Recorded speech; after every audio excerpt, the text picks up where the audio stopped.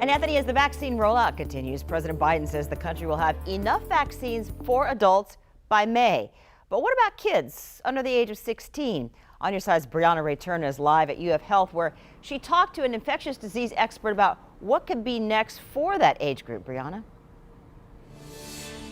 Yes, good evening. I talked to a doctor here at UF Health who says that getting the vaccines to kids under 16 could take some time. But if everything goes as planned, in the next 6 months, we should hear some new information. Danielle Bennett, a wife and mother of two, still wondering when a vaccine will be available to her 3-year-old daughter Amelia and 6-year-old son Owen. The thing about COVID is no one knows exactly or can predict exactly how it's going to affect you or what your reaction is going to be.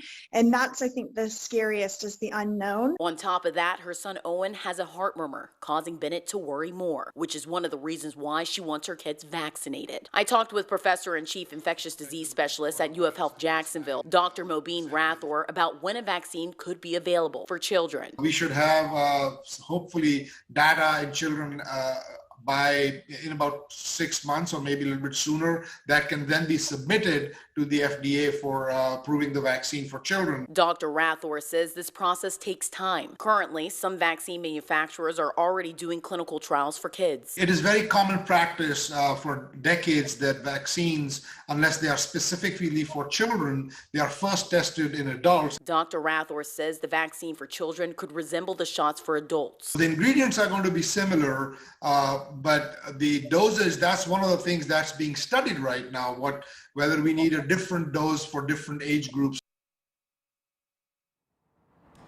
In the meantime, Dr. Rathor wants to remind parents to still follow the CDC guidelines. We're talking washing hands, wearing a mask, and social distancing. Live at UF Health Jacksonville, Brianna Ray Turner, First Coast News, on your side. Thank you, Brianna. We know there's been some confusion